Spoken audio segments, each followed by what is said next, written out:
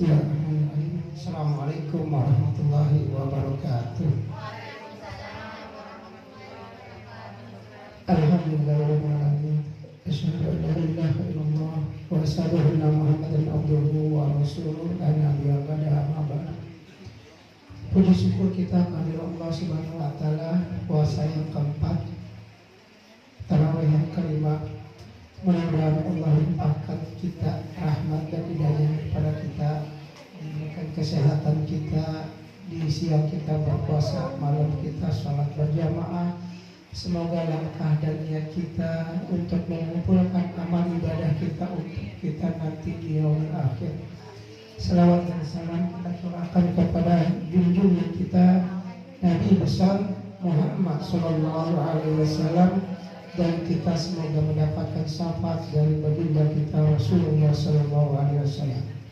Ibu-ibu yang dirahmati Allah Subhanahu wa taala, sementara kita sudah katakan dai dari Polres, Ibu ini dari Polres, mudah-mudahan keilmuan beliau bisa membawa kita nanti bisa memberikan ketenangan.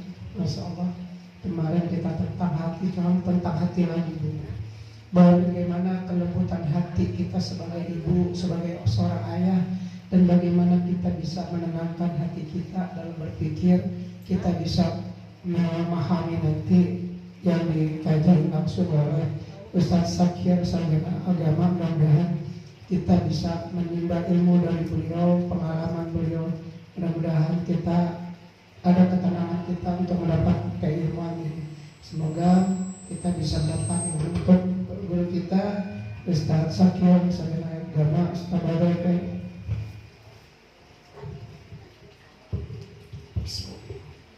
Assalamualaikum warahmatullahi wabarakatuh. Waalaikumsalam warahmatullahi wabarakatuh. Dari bunyi jawab salamnya kayaknya puasa semua ya Bu ya.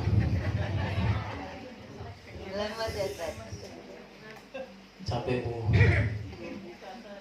Sekali lagi ya Bu ya, lebih semangat lagi dong. Assalamualaikum warahmatullahi wabarakatuh. Waalaikumsalam warahmatullahi wabarakatuh. Gitu dong Bu. Alhamdulillahirabbil alamin wa bihi nasta'inu ala umuri dunya waddin wa la udwana illa 'alal zalimin. Asyhadu an la ilaha illallah wahdahu la syarika lah wa asyhadu anna Muhammadan abduhu wa rasuluh alladzi la nabiyya wa la rasula ba'da amma ba'd.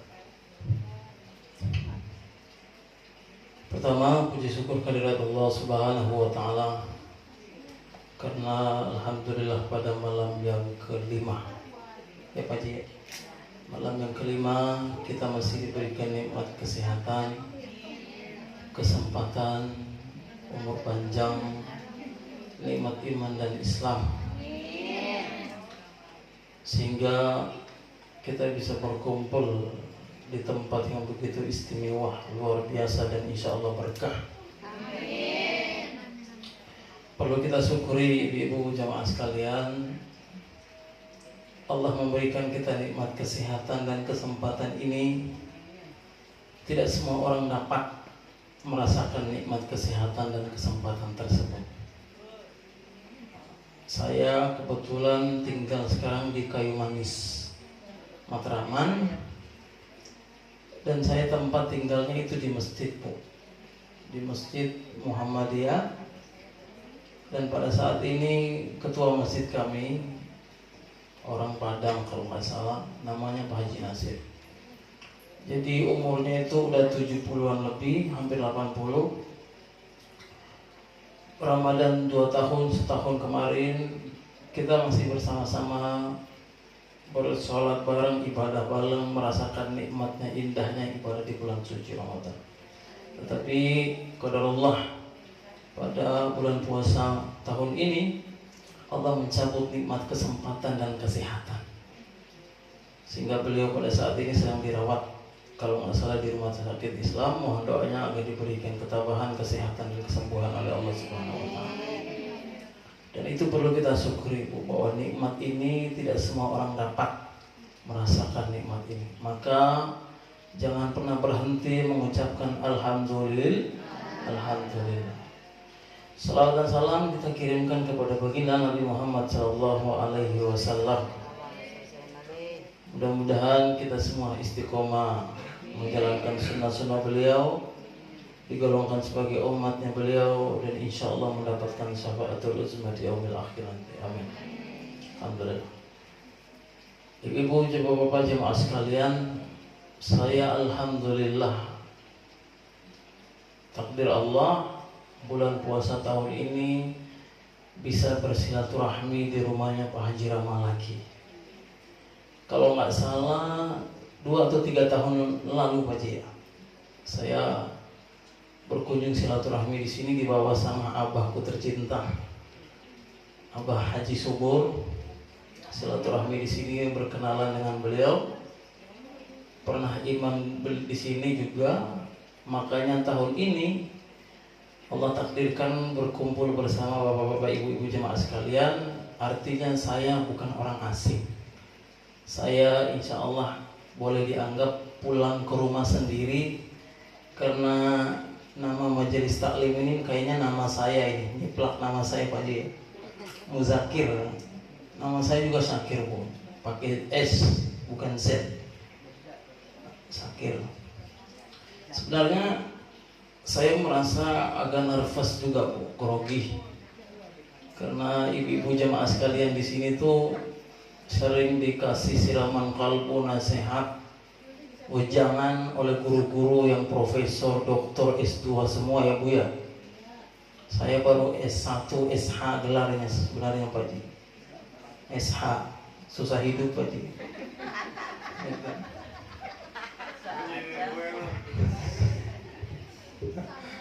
Ya, jadi saya merasa agak grogi juga Bu, ketika saya menyampaikan diminta malam ini imam sekaligus kultum disampaikan oleh Pak Haji tadi, malah waduh gawat juga ini. Soalnya ibu-ibu di sini keilmuannya udah tinggi insya Allah. Semuanya istiqomah, soleh dan solehah semuanya. Jadi ketika saya menyampaikan ceramah pada malam hari ini, seolah-olah saya sedang memberikan minum kepada seekor ikan yang kekenyangan dalam lautan. Ya Bu ya, nangkep. Ini kalau nggak belum makan kolak belum nangkep nih Bu. Alhamdulillah pada malam hari ini ada tema yang diberikan oleh Sahibul Bait Pak Haji. Tetapi mudah-mudahan apa yang saya sampaikan ini ada kolerasinya dengan tema yang beliau sampaikan. Bapak Ibu jemaah sekalian, malam ini coba kita membedah sedikit masalah tujuan kita sebagai manusia. Diciptakan ke muka bumi ini untuk apa sih? Jadi Allah katakan, "Wa ma khalaqtul jinna wal ins illa liya'budun." Tidaklah aku menciptakan jin dan manusia hanya untuk beribadah dan menyembah kepadaku. Jadi tujuan kita diciptakan ke muka bumi ini hanya untuk mengabdi, beribadah, sembah kepadanya.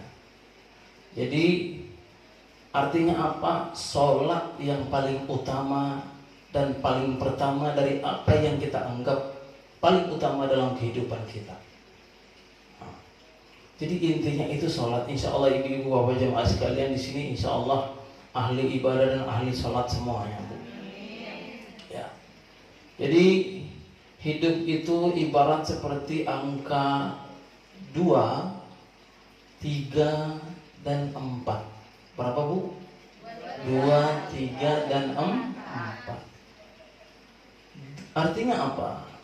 2 rakaat waktu subuh, 3 rakaat waktu maghrib, 4 rakaat waktu isya, zuhur, dan asar. 2 ditambah 3 berapa Bu? 5. Artinya apa?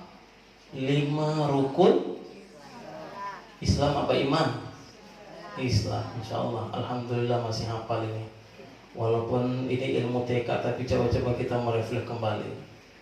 2 ditambah 3 berarti lima rukun Islam. 2 ditambah 4 berapa? 6. Berarti 6 rukun iman. 3 ditambah 4 7. Apa artinya? As-sab'ul masani. 7 ayat yang berulang-ulang, yaitu suratul Fatihah. Nah, suratul Fatihah ini berjumlah 7 plus dengan basmalah jadi 7. Apalagi angka 7 itu? Harif berjumlah 7. Ada 7 lapis langit, ada 7 lapis bumi. Apalagi yang 7? Ada 7 putaran tawaf. Ada 7 sa'i, safa dan marwah. Ada 7 butir batu melempar jumroh. Ada 7 keajaiban dunia. Sungguh luar biasa. Jadi Allah memberikan rahasia ini luar biasa. Angka 7 ini istimewa. Artinya apa? Sholat yang paling utama. Jadi ketika Allah perintahkan sholat, itu Allah mengirimkan malaikat menjemput Nabi ketemu dengan Allah secara 4 mata. Banyak prediksi, banyak pendapat para ulama bahwa ada yang mengatakan bahwa bertemu dengan Allah. Allah memerintahkan perintah tentang sholat ini. Jadi ketika Allah perintahkan untuk puasa, zakat, baca Quran, amal ibadah lainnya selain sholat, itu Allah turunkan ayat. Tetapi Allah perintahkan sholat, ayat tidak boleh turun. Allah suruh malaikat untuk jemput Nabi Muhammad SAW langsung. Menandakan apa?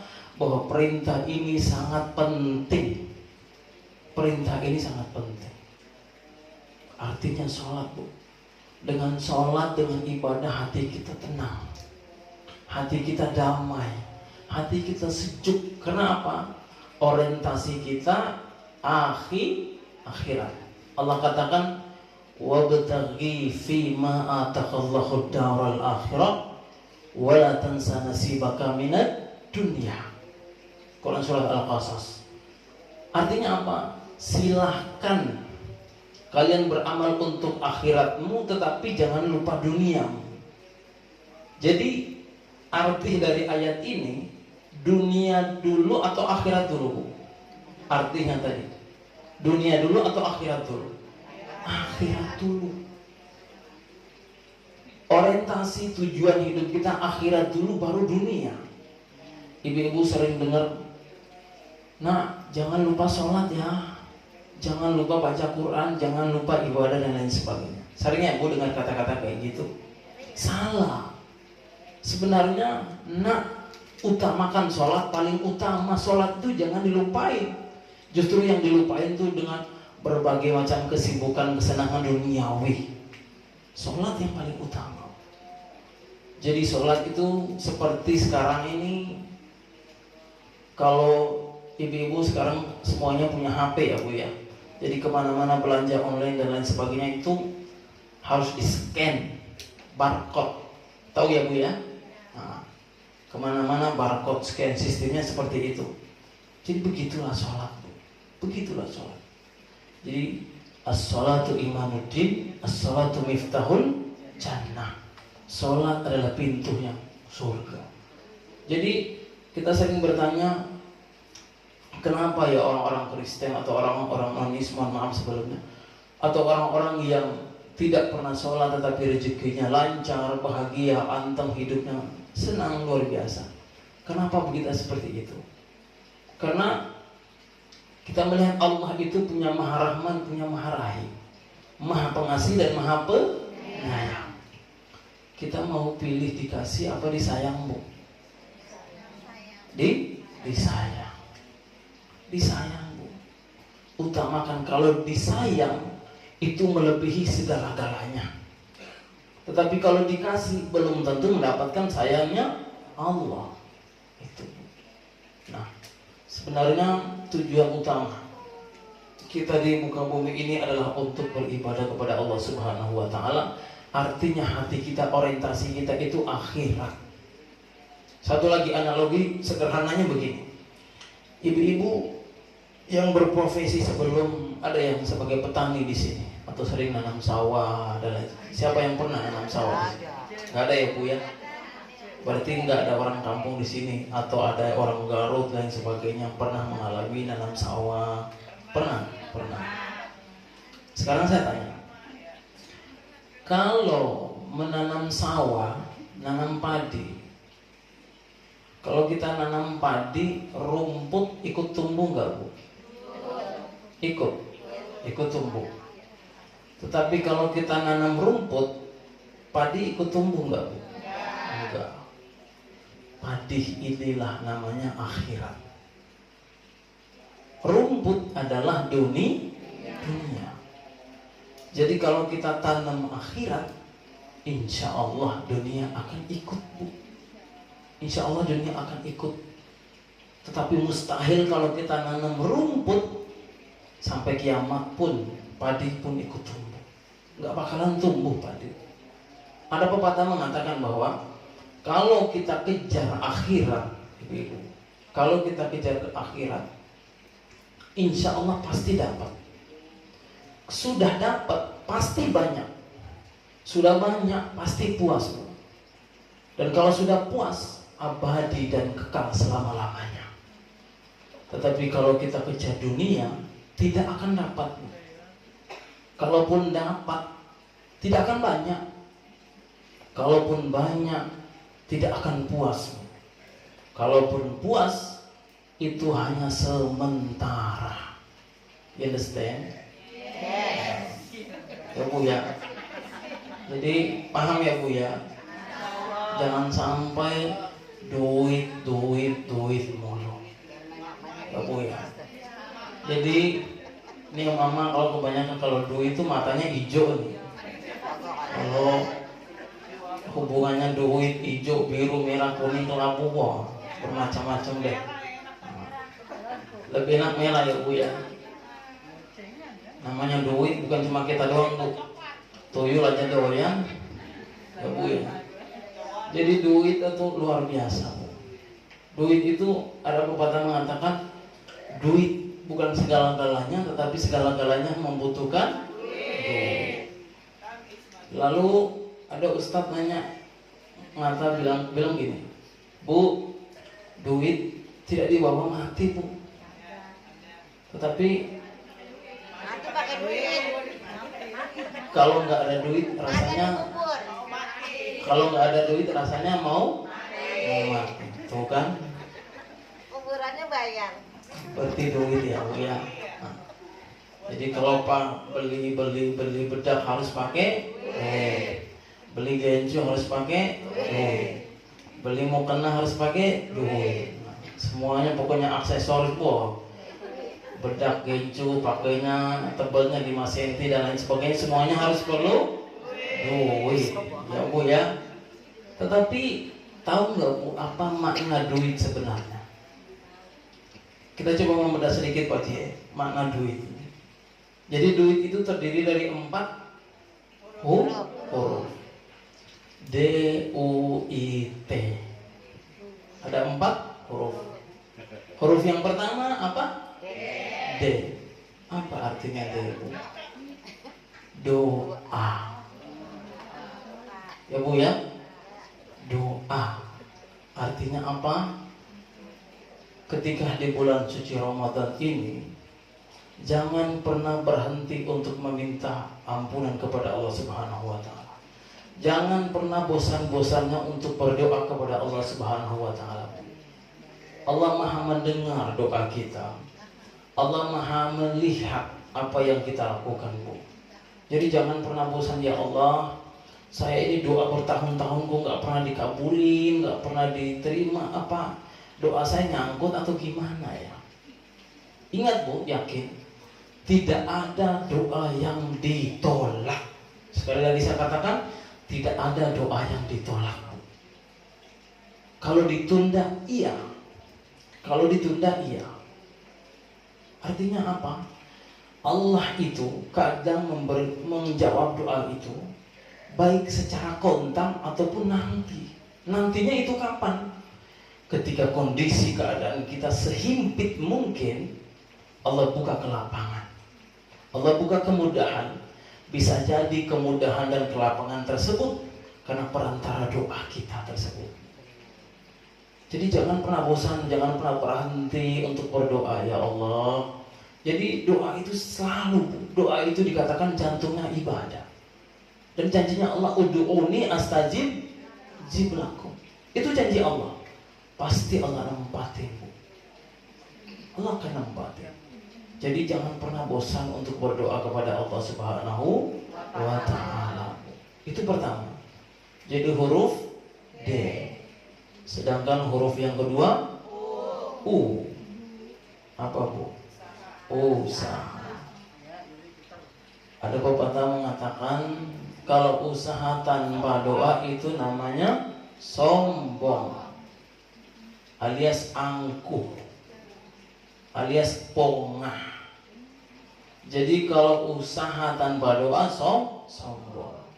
Tetapi doa tanpa usaha namanya malas. Jadi doa dan usaha ini harus barengan, Bu. Harus barengan. Doa dulu baru usaha. Silakan kita berniaga, berusaha semaksimal mungkin, semampu kita, sesuai dengan kelebihan yang Allah titipkan kepada kita, Bu. Silakan berusaha. Tetapi ingat, usaha harus usaha yang